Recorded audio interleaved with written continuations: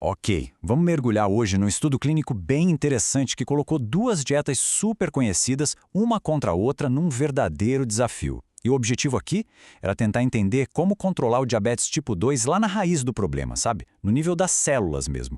A pergunta que essa pesquisa quer responder é, na verdade, bem direta. E se a gente pudesse medir de verdade o estresse que o diabetes tipo 2 causa nas nossas células? Em vez de só olhar para os sintomas e ir direto na fonte.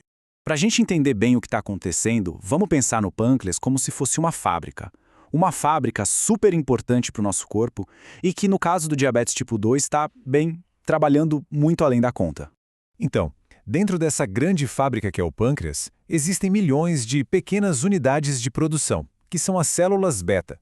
E a missão delas é bem específica: produzir insulina, aquele hormônio essencial que ajuda o corpo a usar o açúcar dos alimentos como energia.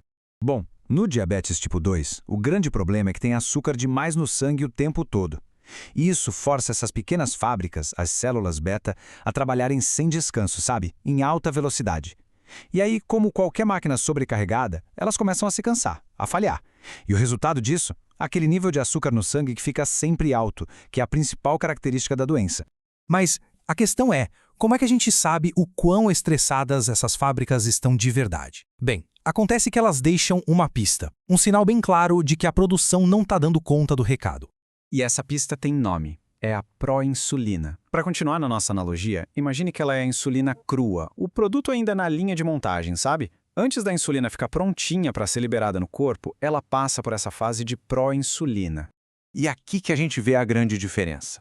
Uma célula beta que está saudável, tranquila, processa essa matéria-prima direitinho e libera a insulina pronta. Mas uma célula que está estressada, sobrecarregada, ela começa a trabalhar com pressa e acaba vazando essa proinsulina, o produto inacabado, direto na corrente sanguínea. Então, a sacada dos pesquisadores foi a seguinte: medindo a proporção entre essa proinsulina inacabada e um outro pedacinho que sobra da produção, o peptídeo C, eles conseguem um medidor direto do estresse da célula. É a chamada razão PICP. E a regra é simples: quanto menor for essa proporção, mais saudável e eficiente está a nossa fábrica. Ok.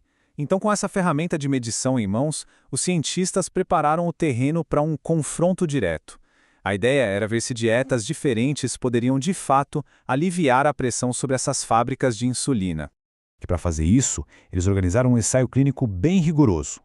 Pegaram 51 adultos com diabetes tipo 2 e dividiram eles aleatoriamente em 2 grupos. Cada grupo seguiu uma dieta por 12 semanas. Um dozeno de estudo clássico, feito para ter respostas bem claras. E os grupos seguiram caminhos bem diferentes. Olha só, um grupo entrou numa dieta cetogênica, com pouquíssimo carboidrato e bastante gordura. Já o outro seguiu uma dieta mais tradicional, de baixa gordura, onde a maior parte das calorias vinha dos carboidratos.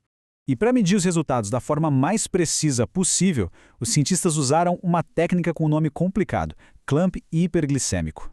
Mas, na prática, é como se fosse um teste de estresse controlado para células beta. É um jeito de colocar as fábricas de insulina sob pressão e ver exatamente como elas reagem, quão bem elas estão funcionando. E aí, depois das 12 semanas, a grande pergunta: qual das dietas conseguiu dar aquele alívio tão necessário para as fábricas de insulina? Bom, os resultados foram surpreendentemente claros. Para falar a verdade, o principal resultado dá para resumir em um número só. Um número bem impactante: menos 56%. E o que significa esse número? Significa que o grupo da dieta cetogênica teve uma redução 56% maior naquele marcador de estresse, a tal da razão PIC, PCAKP, em comparação com o grupo da dieta baixa em gordura. É uma diferença gigante. E não é só uma interpretação nossa. Os próprios autores do estudo foram bem diretos na conclusão. Eles disseram que a dieta cetogênica diminuiu muito mais aquele vazamento de proinsulina e que essa mudança estava diretamente ligada a uma melhora de verdade na função das células beta. Certo, agora vamos para a parte mais importante. E daí? Por que isso importa, afinal? O que essa descoberta realmente significa para o futuro do controle do diabetes? Resumindo os pontos principais, a dieta cetogênica fez mais do que só melhorar os números. Ela reduziu o estresse lá na raiz do problema. E essa redução foi conectada diretamente com uma melhora na saúde e na eficiência das nossas fábricas de insulina. E tem mais um ponto-chave: o estudo sugere que esse benefício vai além da simples perda de peso. Parece ter algo a ver com a dieta em si. A maior lição aqui talvez seja uma mudança de foco, de perspectiva. Em vez de ficar só gerenciando os sintomas, como o açúcar alto no sangue, essa pesquisa aponta para um novo alvo: melhorar a saúde das próprias células que produzem insulina. É sobre consertar a fábrica e não só ficar limpando a bagunça que uma fábrica defeituosa faz. E isso tudo nos deixa com uma pergunta para o futuro, né? Agora que a gente tem ferramentas como essa razão psique que nos dão uma janela para a saúde das células, será que o foco em aliviar o estresse delas, seja com dieta ou de outras formas, vai se tornar um novo padrão no tratamento do diabetes? Esse estudo com certeza dá uma boa pista de que o caminho pode ser por aí.